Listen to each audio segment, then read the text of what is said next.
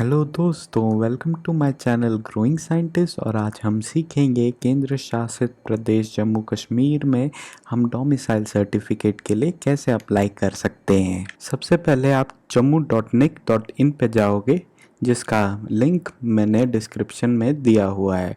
फिर उसके बाद आप सिटीज़न सर्विसेज पे क्लिक करोगे और उसके बाद डोमिसाइल सर्टिफिकेट्स सेलेक्ट करोगे। फिर उसके बाद विज़िट लिंक पे क्लिक करोगे। विज़िट लिंक क्लिक करते ही आपको एक अलर्ट दिखेगा, उसे आपको ओके करना है। ओके करते ही एक नए टैब में नया पेज खुलेगा jkgov.in। यहाँ आप सर्विसेज में ऑनलाइन दबाओगे। ऑनलाइन दबाते ही आप एक नए टैब पे एक नया पेज खुलेगा। दोस्तों, अगर आप पहले से रजिस्टर्ड सिटीज़न हैं तो आप यहाँ से डायरेक्ट लॉगिन कर सकते हैं। अगर आप रजिस्टर्ड सिटीज़न नहीं हो तो सबसे पहले आपको रजिस्टर करना पड़ेगा जेके गवर्नमेंट की वेबसाइट पे। कि मैं यहाँ पर रजिस्टर्ड सिटीज़न नहीं हूँ, इसलिए मैं सिटीज़न रजिस्ट्रेशन लिंक पे क्लिक करूँगा अपने आप को रजिस्टर करने के लिए। रजिस्ट्रेशन पेज का लिंक डिस्क्रिप्शन में दे दिया है। पेज खुलते ही आपको इंस्ट्रक्शंस दिखेंगी। इन इंस्ट्रक्शंस को आपको कट करना है। अब ये आपके सामने है सिटीज़न रजिस्ट्रेशन फॉर्म, जिसमें आपको सबसे पहले अपना नाम भरना है, जो आपके डॉक्यूमेंट से मेल खाने चाहिए। अब आपको अपना पेरेंटेज सेलेक्ट करना है, फादर, हस्बैंड या गार्डियन। इसके बाद आपको अपने पेरेंटेज का नाम लिखना है, डेट ऑफ बर्थ सिलेक्ट करनी है और अपना जेंडर सेलेक्ट करना है। यहाँ पर आपको करंट एड्रेस भरना है, जिसमें हाउस नेम, डिस्ट्रिक्ट, तहसील, विलेज, सिटी, पिन कोड भरना अनिवार्य है। क्या आपका करंट एड्रेस, परमानेंट एड्रेस दोनों सेम है? मेरे केस में दोनों सेम है, इसलिए मैं यस करूँगा। अगर आपका नहीं है तो नो दबा के आप अपना परमानेंट एड्रेस यहाँ भर सकते हैं। आगे आपको अपना टेलीफोन नंबर, मोबाइल नंबर और ईमेल एड्रेस देना है। ये यहाँ पर ज़रूरी नहीं है देना, पर मैं आपको रिकमेंड करना चाहूँगा कि आप अपना ईमेल एड्रेस ज़रूर दें, क्योंकि उस ईमेल एड्रेस पे आपको रजिस्ट्रेशन नंबर और एप्लीकेशन नंबर आएगा। अब यहाँ पर आपको अपनी लॉगिन डिटेल्स सेट करनी है। जैसे आपको अपना लॉगिन आईडी बनाना है, तो ये आप अपनी मर्ज़ी का लॉगिन आईडी बना सकते हो, जो कि आप लॉगिन करते वक्त डालोगे। तो जैसे कि मैं यहाँ पर आपको एक उदाहरण के तौर पे हेलो लिखता हूँ और चेक अवेलेबिलिटी पे क्लिक करता हूँ, तो यहाँ पर आप देख सकते हैं हेलो इज़ नॉट अवेलेबल, मतलब कि ये उपलब्ध नहीं है आईडी। तो मुझे कुछ और लिखना होगा। तो मैं अब अंकित 990 लिख के देखता हूँ क्या ये अवेलेबल है, वैसे ही चेक करूँगा। तो जैसे कि आप देख सकते हो अंकित 990 अवेलेबल है, तो ये मैं इस्तेमाल कर सकता हूँ। अब आपको आपका सिक्योरिटी क्वेश्चन चूज करना है और उसका आंसर कुछ भी आप लिख सकते हैं। फिर उसके बाद आपको कैप्चा भरना है, जो कि 14IP3Y है मेरे केस में। आपके केस में कुछ और हो सकता है। सेम टू सेम जो इमेज में लिखा है वही आपको भरना है। इसके बाद प्रीव्यू पे क्लिक करेंगे तो यहाँ पर मेरे को एक अलर्ट आया है कि मैं यहाँ पर अपनी फोटोग्राफ अपलोड करना भूल गया हूँ। ओके करेंगे इसको और यहाँ पर अपने फॉर्म में साइड में अपलोड फोटो पे क्लिक करेंगे। अपलोड फोटो दबाते ही एक बॉक्स खुलेगा, जिसमें आपको इंस्ट्रक्शन दी होगी कि आपकी इमेज जेपीईजी फॉर्मेट में होनी चाहिए, 50 केबी से कम साइज की होनी चाहिए और उसका डायमेंशन 5x4.5 सेंटीमीटर होनी चाहिए। अब हम चूज फाइल दबाएंगे। अगर दोस्तों आपको इमेज रिसाइज करने में दिक्कत आती है तो कमेंट कीजिए, मैं इस पे एक वीडियो ज़रूर बनाऊंगा। चूज फाइल पे क्लिक कीजिए और अपनी इमेज सेलेक्ट कीजिए। ध्यान दें कि आपकी फोटो साइड में दिखे और क्लियर दिखे। अब प्रीव्यू दबा के एक बार अपने फॉर्म को ठीक से चेक कर लें और इस फॉर्म को सबमिट कर दें। सबमिट करते ही आपको यहाँ पर एक सिटीजन आईडी दिखेगा, जो कि CZN से शुरू होगा और आपका सेट किया हुआ लॉगिन आईडी और पासवर्ड आपको मिलेगा।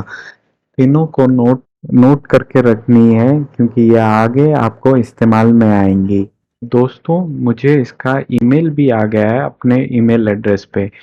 तो ये थी सिटीजन रजिस्ट्रेशन की प्रोसेस। अब हम अप्लाई करेंगे डोमिसाइल के लिए लॉगिन दबाकर। लॉगिन दबाते ही आपको इस पेज पे अपना लॉगिन आईडी लिखना है, पासवर्ड लिखना है जो आपको मिला था, और रोल पे आपको सिलेक्ट करना है सिटीजन, और फिर यहाँ पर कैप्चा भरेंगे और सबमिट करेंगे। अब आपको अपना पासवर्ड रीसेट करना है, जिसके लिए आपको अपना पुराना पासवर्ड डालना है और नया पासवर्ड अपनी मर्जी का चूज करना है। तो ये जो नया पासवर्ड होगा इसकी कम से कम लंबाई होगी 8 अक्षर की, और जिसमें एक अक्षर बड़ा होगा जैसे कैपिटल ए, और कम से कम एक अक्षर छोटा होगा जैसे स्मॉल ए, और कम से कम एक नंबर होगा जैसे 1 या 2, और एक स्पेशल कैरेक्टर होगा जैसे @ हैश डॉलर।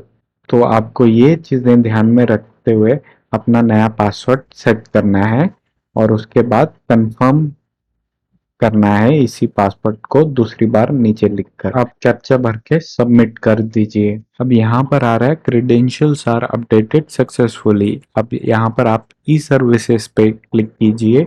ई सर्विसेज पे क्लिक करते ही आपको बहुत सारी ई सर्विसेज का एक्सेस मिल जाएगा। जैसे कि अगर आप स्टूडेंट है जेके स्टेट बोर्ड के, तो आपको यहाँ से स्कॉलरशिप का एक्सेस मिल सकता है। पर हम अभी डोमिसाइल सर्टिफिकेट के लिए अप्लाई कर रहे हैं, तो हम रेवेन्यू डिपार्टमेंट सेलेक्ट करेंगे। Application for domicile certificate select करेंगे।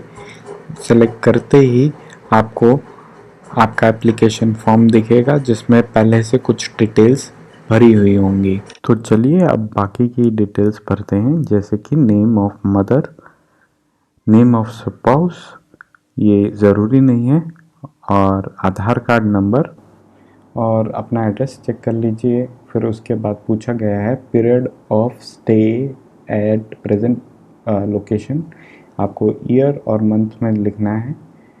उसके बाद आप are you having any valid domicile certificate of any other state और यूनियन टेरिटरी, मतलब कि आपका कोई और डोमिसाइल सर्टिफिकेट है कोई और स्टेट का और यूनियन टेरिटरी का। मेरा नहीं है, इसलिए मैं नो करूँगा सेलेक्ट। अब यहाँ पर अलग अलग क्लॉजेस दिए हैं, और उन क्लॉजेस के हिसाब से क्या क्या डॉक्यूमेंट चाहिए आपको डोमिसाइल सर्टिफिकेट के लिए अप्लाई करने के लिए वो दिया है। तो यहाँ पर जैसे कि फर्स्ट एक क्लॉज है, यहाँ पर अगर आप परमानेंट रेजिडेंट सर्टिफिकेट होल्डर हैं, जिसे स्टेट सब्जेक्ट भी कहते हैं, तो आप उसके बेसिस पे भी अप्लाई कर सकते हैं परमानेंट रेजिडेंट सर्टिफिकेट के बेसिस पे। अगर आप चिल्ड्रन हैं किसी ऐसे परमानेंट रेजिडेंट सर्टिफिकेट होल्डर के, तो आप भी अप्लाई कर सकते हैं 1B क्लॉज से। उसके लिए आपको डेट ऑफ बर्थ सर्टिफिकेट चाहिए और परमानेंट रेजिडेंट सर्टिफिकेट चाहिए आपके पेरेंट का। क्लॉज सेकंड ए कहता है अगर आप 15 साल से या उससे ऊपर union territory of Jammu Kashmir में रहते हैं, तो डोमिसाइल सर्टिफिकेट के लिए आपको राशन कार्ड चाहिए, इमूवेबल प्रॉपर्टी सर्टिफिकेट चाहिए, वोटर आईडी चाहिए, एजुकेशन सर्टिफिकेट चाहिए, इलेक्ट्रिसिटी या यूटिलिटी बिल चाहिए, लेबर कार्ड चाहिए, एम्प्लॉयर सर्टिफिकेट चाहिए। क्लॉज टू बी कहता है अगर आप किसी ऐसे व्यक्ति के बच्चे हैं जो कि 15 साल से union territory of Jammu Kashmir में रह रहा है, तो उसे क्लॉज 2A वाले सारे डॉक्यूमेंट चाहिए अपने पेरेंट के, और अपना बर्थ सर्टिफिकेट चाहिए। क्लॉज 3 कहता है अगर आप ऐसे व्यक्ति हैं जो 7 साल से union territory of Jammu Kashmir में पढ़ाई कर रहा है और उसने 10वीं या 12वीं की जेके बोर्ड से परीक्षा दी है, तो आप भी अप्लाई कर सकते हैं। इसके लिए आपको certificate of education issued by the head of the institute, और जो कि वेरीफाई किया होगा chief education officer school education department of the concern district से। क्लॉज 4A कहता है अगर आप माइग्रेंट हैं तो आपको certificate of registration as a migrant by the relief and rehabilitation commissioner या परमानेंट रेजिडेंट सर्टिफिकेट आपको देना होगा। क्लॉज नंबर 4B कहता है कि अगर आप चिल्ड्रन हैं माइग्रेंट्स के तो आप भी अप्लाई कर सकते हैं। आपको सर्टिफिकेट ऑफ रजिस्ट्रेशन आपके पेरेंट का चाहिए या फिर परमानेंट रेजिडेंट सर्टिफिकेट आपके पेरेंट का और आपका डेट ऑफ बर्थ सर्टिफिकेट चाहिए। क्लॉज 5 कहता है कि अगर आप चिल्ड्रन हो ऑल इंडिया सर्विस ऑफिसर या सेंट्रल गवर्नमेंट एम्प्लॉय के तो आपको सर्टिफिकेट ऑफ सर्विस चाहिए अपने पेरेंट का और डेट ऑफ बर्थ सर्टिफिकेट चाहिए अपना। अगर आप चिल्ड्रन हैं सेंट्रल गवर्नमेंट ऑफिशियल के या खुद सेंट्रल गवर्नमेंट ऑफिशियल हैं ऑफ पब्लिक सेक्टर बैंक या autonomous body of central government या फिर आप सेंट्रल यूनिवर्सिटी के एम्प्लॉय हैं या फिर आप कोई ऐसे रिसर्च इंस्टीट्यूट में काम करते हैं which is recognized by central government और आप 10 साल से union territory of Jammu Kashmir में सर्विस कर रहे हैं तो आपको सर्विस सर्टिफिकेट और बर्थ सर्टिफिकेट चाहिए।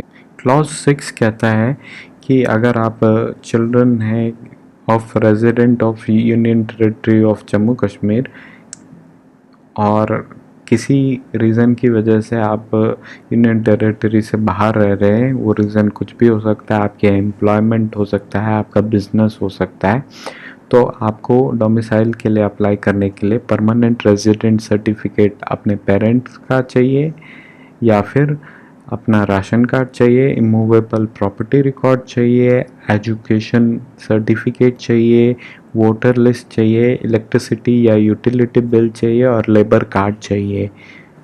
तो दोस्तों मुझे क्लॉज 1A सूट करता है इसलिए मैं क्लॉज 1A को सिलेक्ट करूँगा और अपना परमानेंट रेजिडेंट सर्टिफिकेट अपलोड करूँगा।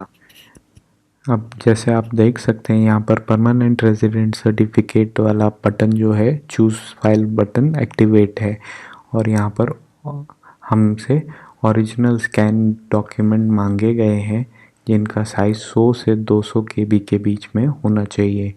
तो चलिए चूज़ फाइल बटन दबा के हम अपनी इस फाइल को सेलेक्ट करते हैं। फाइल सेलेक्ट करने के बाद हमें ये सेल्फ डिक्लेरेशन पे टिक करना है और अगर आप चाहो तो इसको और भी पढ़ सकते हैं रीड मोर दबा के। इसके बाद हमें प्रीव्यू करना है।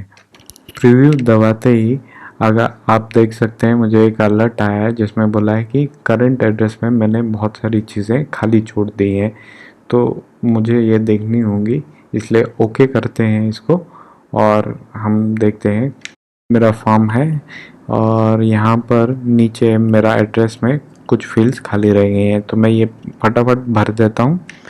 तो जैसे कि मैंने ये भर दिया है और अब मैं फिर से प्रीव्यू करने जा रहा हूँ, तो प्रीव्यू करते हैं।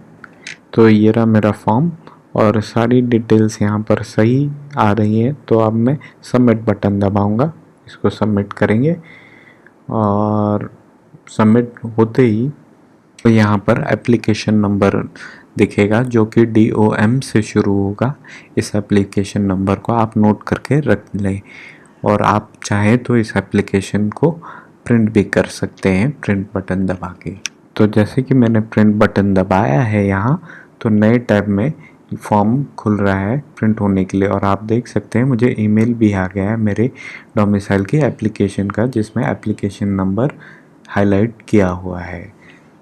अब अगर आप चाहें तो इसे प्रिंट कर सकते हैं, यहाँ पर प्रिंट बटन दिया है उसे दबाकर। तो दोस्तों ये था डोमिसाइल सर्टिफिकेट रजिस्ट्रेशन का प्रोसेस और अभी इस प्रोसेस में एक स्टेप बाकी है जो कि है हमारा पेमेंट करना।